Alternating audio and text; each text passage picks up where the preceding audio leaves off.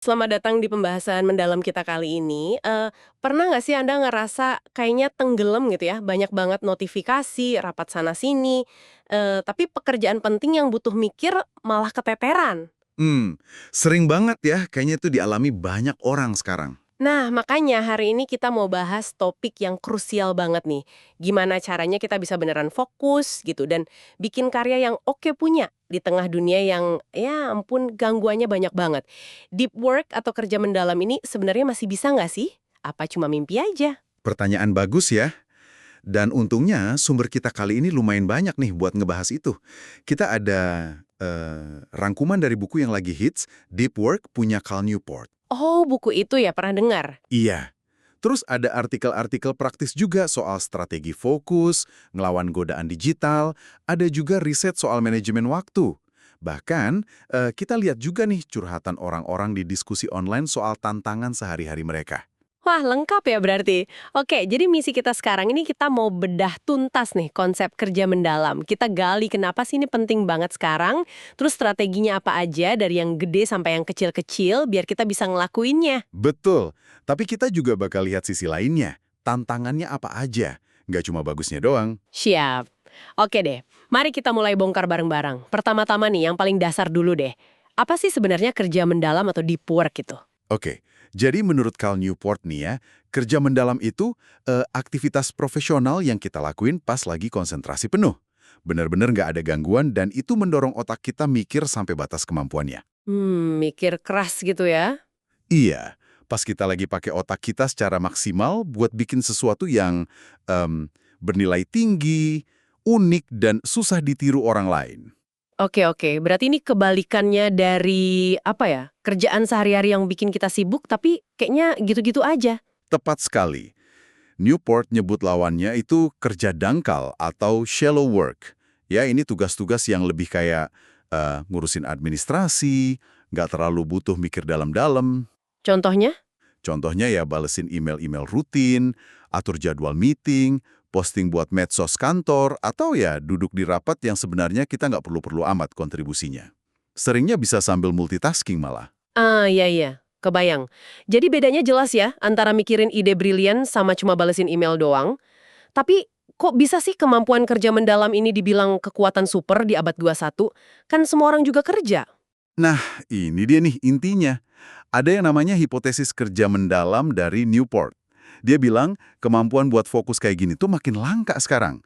Zaman digital kan, distraksi di mana-mana. Betul banget, susah fokusnya. Tapi di saat yang sama, nilai ekonomi dari hasil kerja mendalam, karya bagus, solusi inovatif, nguasain skill baru, itu justru makin tinggi. Jadi nggak seimbang nih antara supply dan demand. Oh, jadi barang langka gitu ya? Bisa dibilang gitu. Makanya, kata Newport, orang yang bisa ngelawan arus distraksi ini dan beneran bisa kerja mendalam, ya mereka inilah yang bakal paling maju dan sukses di bidangnya. Menarik, menarik. Jadi makin langka makin dicari ya. Terus hubungannya sama skill yang dibutuhin di dunia kerja sekarang apa dong? Erat banget. Newport bilang ada dua skill kunci sekarang ini. Pertama, kemampuan buat belajar hal susah dengan cepat. Teknologi kan cepat banget berubahnya. Rekan karya di level top, baik kualitas maupun kecepatannya. Nah, dua-duanya ini mutlak butuh kerja mendalam. Nggak mungkin bisa belajar coding rumit atau bikin strategi bisnis baru sambil tiap menit cek notif HP kan? Iya juga ya. Jadi bukan cuma soal banyak-banyakan kerjaan, tapi kualitas sama cepatnya belajar itu penting. Tapi selain hasil kerja nih, ada efek lainnya nggak sih? Ke perasaan kita gitu misalnya? Ada banget. Dan ini sering kelewat nih. Kerja mendalam itu, kata Newport, dan juga nyambung ke konsep flow dari Mihaly Csikszentmihalyi, ternyata bikin kita ngerasa lebih puas dan hidup lebih bermakna. Oh iya, gimana tuh? Csikszentmihalyi bilang, manusia itu paling happy justru pas lagi tenggelam ngerjain sesuatu yang menantang. Ada rasa puas gitu loh, pas kita berhasil bikin sesuatu yang bagus lewat usaha fokus. Kayak pengrajin yang bangga sama karyanya. Ah iya, kebayang rasa puasnya. Nah, ini beda banget sama kerjaan dangkal yang seringnya bikin kita capek, ngerasa sibuk doang, tapi nggak produktif, terus ujung-ujungnya nggak puas. Oke, oke. Rasa puas kayak pengrajin. Menarik. Sekarang coba kita intip sedikit sains di baliknya. Apa sih yang kejadian di otak kita pas lagi coba fokus, tapi diganggu terus? Nah, ini ada harga kognitifnya nih setiap gangguan, sekecil apapun. Ada riset terkenal dari Gloria Mark dan timnya, ini disebut juga di sumber kita, hasilnya lumayan bikin kaget. Rata-rata pekerja kantoran itu ganti fokus atau tugas tiap 3 menit. 3 menit? Serius? Berarti nggak pernah benar-benar masuk ke mode fokus dong? Ya gitu deh, hampir nggak pernah. Dan yang lebih parah lagi nih, ada riset lain dari Sophie Leroy, dia nemuin konsep residu perhatian. Residu perhatian, apaan tuh? Kayak sisa makanan.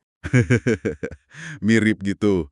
Maksudnya, gini, walaupun kita udah pindah ngerjain tugas baru nih, sebagian fokus kita tuh masih nyangkut di tugas sebelumnya, yang belum kelar atau barusan kita tinggalin. Oh, jadi nggak langsung 100% pindah gitu ya? Iya, misalnya lagi nulis laporan penting, terus ada email urgent masuk, kita buka, balas cepet, terus balik lagi ke laporan. Nah, meskipun udah balik, sebagian RAM otak kita tuh masih mikirin email tadi.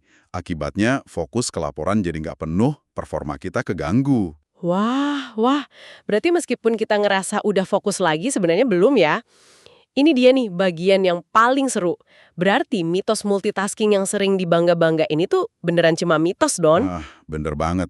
Dr. Sahar Youssef, ahli saraf kognitif, juga nekenin ini banget di beberapa sumber kita. Yang kita pikir multitasking itu sebenarnya cuma task switching, pindah-pindah tugas cepat banget. Oh, cuma ganti-ganti aja ya? Iya. Otak kita tuh nggak didesain buat ngerjain dua hal yang butuh perhatian penuh barengan.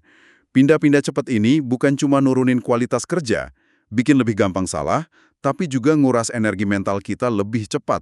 Boros banget. Pantesan sore dikit udah lemes ya kadang. Nah, kalau dari sisi belajar hal baru, tadi kan dibilang penting buat nguasain hal susah dengan cepat. Gimana fokus berperan di sini? Ini nyambung ke neuroscience lagi. Ada namanya proses mielinasi. Mielin itu lapisan lemak yang nyelubungin jalur saraf di otak kita. Oke. Nah, pas kita latihan atau fokus intens ke satu skill tanpa gangguan, kita tuh sebenarnya lagi nebelin lapisan mielin di jalur saraf yang relevan itu. Ibaratnya kayak isolator di kabel listrik, bikin sinyal sarafnya jalan lebih cepat dan efisien. Oh, jadi latihan fokus itu kayak upgrade kabel otak kita gitu ya? Bisa dibilang gitu.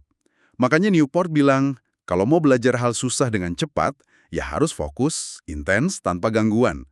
Kalau latihannya sambil keganggu terus, mielinnya nggak nebel-nebel secara efektif. Oke. Penjelasan sainsnya masuk akal banget. Manfaatnya gede ya buat kerjaan, buat rasa puas, buat belajar juga. Tapi nih, kalau emang sebagus itu, kenapa ya kok susah banget diterapin di kerjaan zaman sekarang? Kayak sampai nggak mungkin gitu rasanya. Nah, ini dia tantangan utamanya. Realitas tempat kerja modern itu seringkali malah ngelawan kerja mendalam. Sumber-sumber kita nunjuk beberapa biang geroknya. Pertama, ya jelas, ledakan alat komunikasi digital. Email, Slack, WA Group. Persis. Notifikasi nggak ada habisnya, bikin kita ngerasa harus selalu online dan cepat balas. Ironis ya, alat yang niatnya buat kolaborasi malah jadi sumber gangguan fokus terbesar. Kerasa banget sih itu. Belum lagi budaya rapat yang kadang, ya ampun, banyak banget. Betul. Ada statistik yang lumayan ngeri nih. Pekerja bisa habis sampai 28% waktu kerjanya cuma buat ngurusin email. Dan rata-rata lebih dari 2,5 jam sehari buat rapat. Coba dihitung, sisa berapa waktu buat beneran duduk tenang, mikir dalam? Dikit banget kan? Iya juga ya. Itu baru dari alat sama jadwal. Ada faktor lain nggak? Mungkin dari psikologi atau budaya kerjanya? Ada.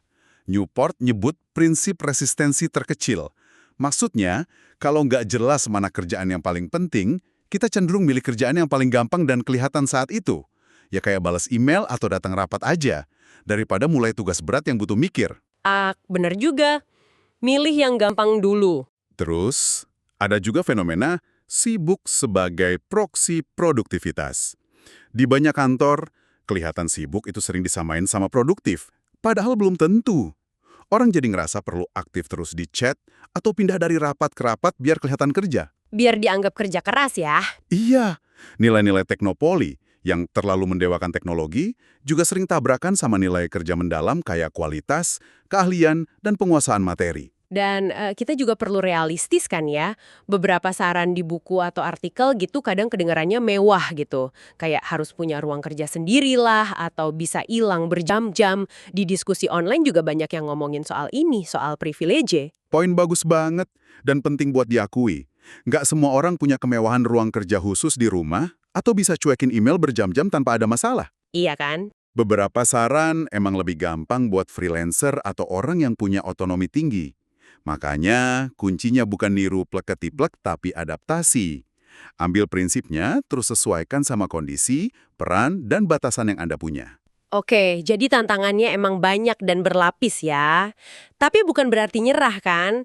Pasti ada dong strategi praktisnya di sumber-sumber kita buat mulai ngebiasain kerja mendalam ini. Gimana mulainya nih? Tentu ada. Strateginya bisa kita bagi jadi beberapa area. Pertama, kita perlu nemuin ritme kerja mendalam yang pas buat kita. Newport nawarin 4 filosofi nih. 4, apa aja tuh? Pertama, monastik. Ini paling ekstrim, kayak biksu. Sebisa mungkin hapus semua gangguan dan kerjaan dangkal. Cocok buat yang kerjanya bisa isolasi total, kayak penulis novel gitu. Wah, susah kayaknya buat kebanyakan orang. Ya. Kedua, bimodal. Ini kita bagi waktu secara jelas. Misal, beberapa hari atau minggu khusus buat kerja mendalam, sisanya buat kerjaan biasa. Atau skala harian. Pagi, fokus total, sore, lebih santai. Mungkin bisa buat beberapa profesi. Ketiga, ritmik. Nah, ini yang paling populer dan seringnya paling praktis.